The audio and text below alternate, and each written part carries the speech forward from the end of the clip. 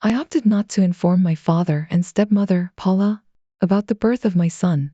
In my initial post, I, a 26-year-old female, shared the dynamics of my father's 4-year relationship with Paula, a 38-year-old female.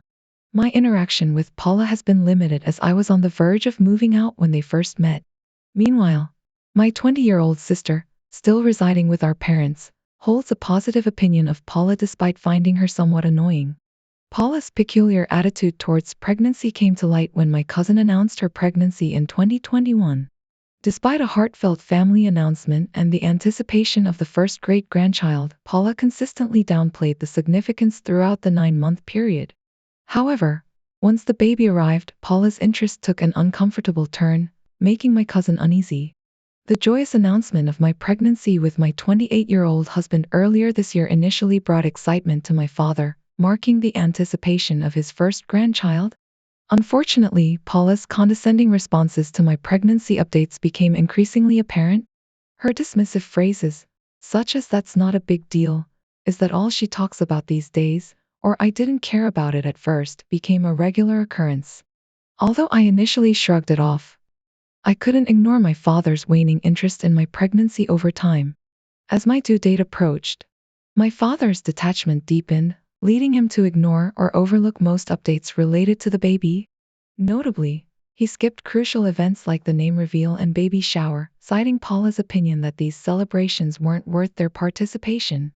Halloween marked the birth of my son, and after nearly 9 months of Paula and my father's excuses and disinterest, I saw no compelling reason to inform them immediately. During my 4-day hospital stay, only my husband's closest friends and family visited. The day before leaving the hospital, I shared a picture of my son on Instagram, and that's when my father found out. During his call, I candidly explained that their lack of emotional and physical involvement during my pregnancy meant they would have to wait for baby news like everyone else. In response, my father and Paula erupted in fury, accusing me of using my son as a pawn and withholding information out of pettiness. They asserted that I was holding their absence from a few events against them. While my husband and a significant portion of my family support my decision, tensions remain high. My sister, although generally supportive, has expressed the viewpoint that I should have informed our father about the birth of his first grandchild, even if he ultimately found out through social media. She suggests that I might be in the wrong and should consider extending an apology to our dad. Addressing a question regarding Paula's personal experience with pregnancy and having children, it was clarified that Paula has never been pregnant and holds no desire to have children. However, an interesting perspective emerged, suggesting that Paula's heightened interest in pregnancy details and her enthusiastic involvement with my cousin's baby post-birth might be rooted in unresolved feelings about her decision not to have kids.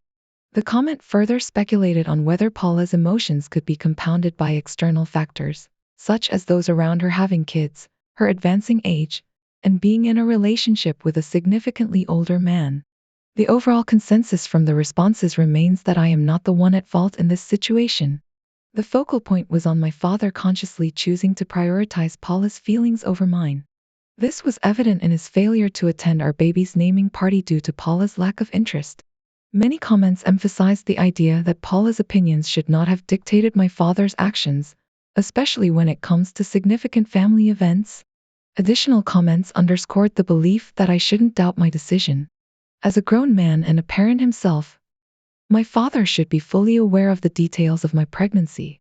The reciprocal nature of relationships was also highlighted, emphasizing that I don't owe my father and Paula a relationship with my son. Any such relationship needs to be earned through genuine interest and supportive actions. The discussion concluded with encouraging words to stick to my boundaries and not feel obligated to foster a connection that hasn't been reciprocated positively. The update further revealed that the majority of comments supported my decision. It was acknowledged that even if I may have come across as rude, I had the right to do so given the challenging circumstances. The realization that I wasn't comfortable with the idea of Paula playing a significant role in my newborn's life after almost 9 months of rudeness and lack of acknowledgement was acknowledged and respected by the community. After my initial request for Paula not to be present during my father's first visit with his grandson, there was a palpable tension during the subsequent visits. Admittedly, my attitude mirrored his, resulting in a strained atmosphere. Despite the friction, I stuck to my decision, believing that Paula needed to reflect on her actions and perhaps offer an apology before being fully integrated into our lives. Approximately 2 weeks ago, my paternal aunt and two cousins visited from out of state. This family gathering inadvertently turned into a battleground as Paula's criticisms of me became more evident. My aunt, initially choosing to remain silent, couldn't hold back any longer. She confronted both Paula and my father for their unfair treatment of me during my pregnancy. The confrontation escalated, drawing in my sister and culminating in a significant family dispute. Following this tumultuous episode, my sister sought refuge at my place, offering solace amidst the chaos. It was during this time that my father initiated a call, sparking a heated 40-minute argument. Despite his attempts to leverage our familial ties, I stood firm in asserting that Paula's actions warranted no obligation from me, especially not my time and attention. The aftermath of this exchange revealed another intense altercation between my father and Paula, marked by heated shouting. In the aftermath, my father reached out to apologize, recognizing the need for a shift in his approach. I accepted his apology, but not without emphasizing the precarious nature of our relationship. I communicated my willingness to facilitate his involvement in our lives, but underscored the necessity for mutual effort.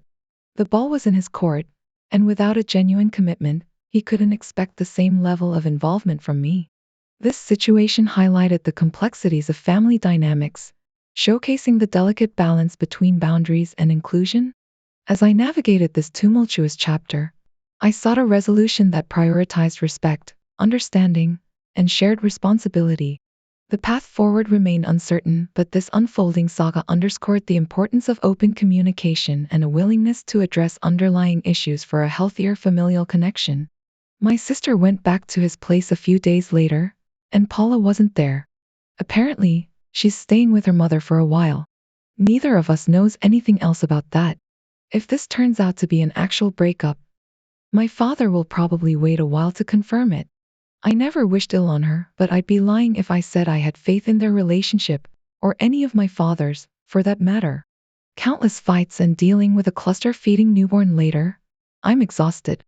I'm glad this is over.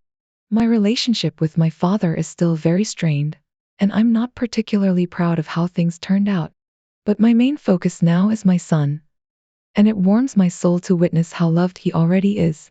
From the bottom of my heart, thank you all. It seems to me your father has started making efforts before the possible breakup. Him visiting a couple of times looks like a step in the direction of paying attention. I'm hoping your relationship will improve and become a positive part of your and your son's life. I hope so too. I don't want him to tarnish his relationship with his grandson. It sounds like there's a good possibility he might have realized how much she might miss. The determining factor is sadly if Paula has gone for good, since it's clear her influence was the problem. You're right not to be the only one making an effort. I feel sorry for your father. It seems he was genuinely interested in your pregnancy, but Paula's attitude poisoned him and sucked out all his enthusiasm to the point that he missed the birth of his first grandchild. I'm not saying you were wrong to leave them out of the loop. He needed a wake-up call. But if he keeps making an effort to participate in your and your son's life, you should give him a chance. Let's hope he has learned his lesson. Should Paula actually come back, I'm giving him a chance, but again, I won't be the only one making the effort to get him involved. Next story, am I in a hole for telling my half-sister she and her siblings can figure stuff out with dad on their own? I, a 36-year-old female, have a brother, 38 years old, and we have 3 half-siblings from our dad's second marriage, 25 female, 23 male, and 21 male. My brother and I lost our mom, and our dad took a year and told us that was enough time hanging on to the past. He remarried within a year of saying that. So a little under 2 years after the death of our mom, he told us that once people die, they need to be left in the past after a period of time. You work on filling their role and replacing them as much as you possibly can. The whole thing was gross, and he would become extremely frustrated when we did not leave mom in the past. His second wife was also part of this mindset, and it worked for her, so she really pushed for us to do the same. During my half-sister's pregnancy, she asserted that it would be unfair for the baby to be born into a disunited family. This sentiment was coupled with the proclamation that she was now our mother, having taken our late mother's place. This declaration received enthusiastic support from our father, further cementing her role. The dynamics with our half-siblings became strained as they adopted their parents' attitude, insisting that we leave our biological mother in the past and embrace the second wife as our new mom. These circumstances, however, did not bother me much, though my brother relished moments where Dad and his second wife faltered in asserting that we were her children. The second wife's passing a few months ago marked a turning point. The half-siblings harbored the belief that Dad would remain widowed for the rest of his life. Their attempt to discuss arrangements for living with him or having him live with my half-sister was met with Dad revealing his intention to find a replacement wife. This revelation triggered a strong reaction from the half-siblings, who sought to involve my brother and me in the situation. However, given our distant relationship with Dad and limited interactions with them, we felt detached from the matter. In an attempt to address the situation, my half-sister initiated a face-to-face conversation, emphasizing the perceived unfairness to her mom and urging us to intervene and prevent Dad from replacing her.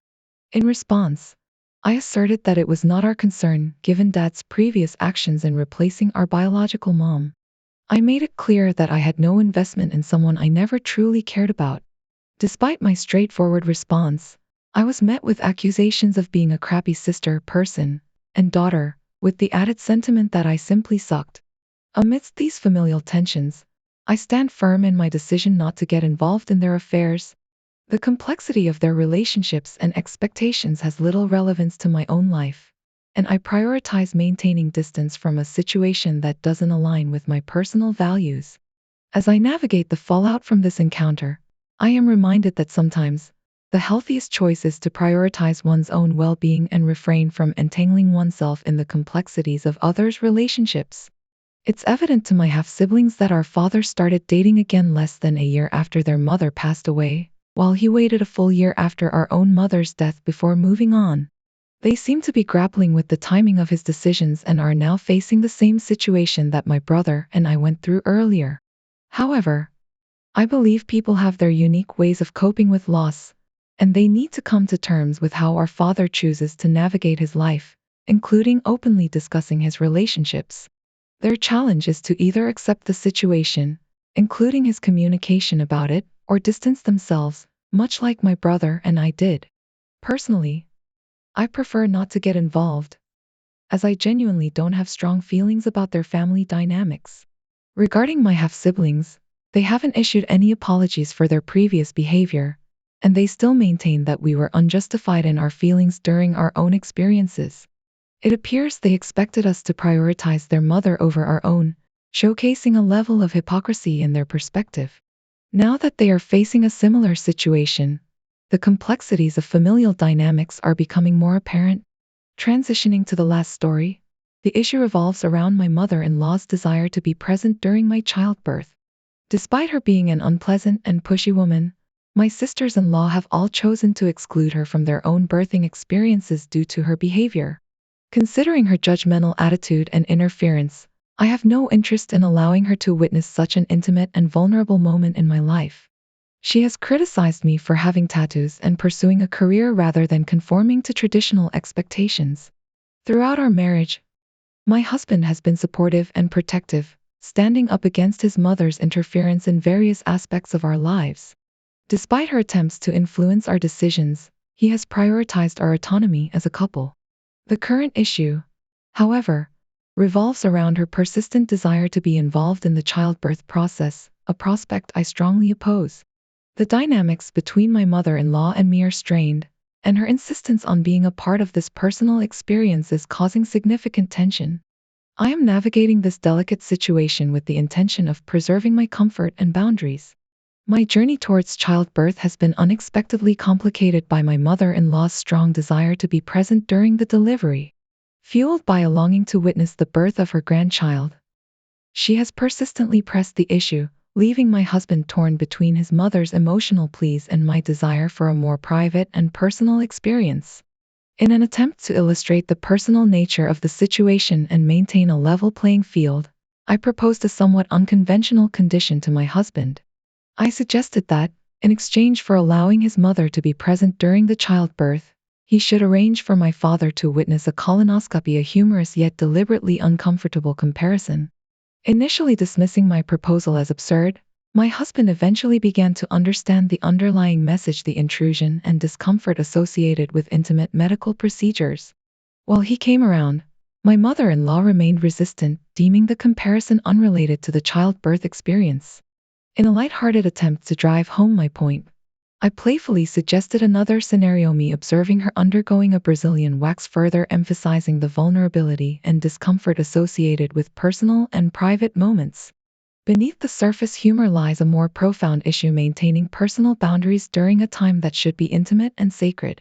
The comments from others resonate with the importance of standing firm in the face of external pressures during childbirth. The consensus remains clear: the birthing process is an inherently personal and private experience, and the decision to allow or exclude specific individuals should be based on the mother's comfort and wishes.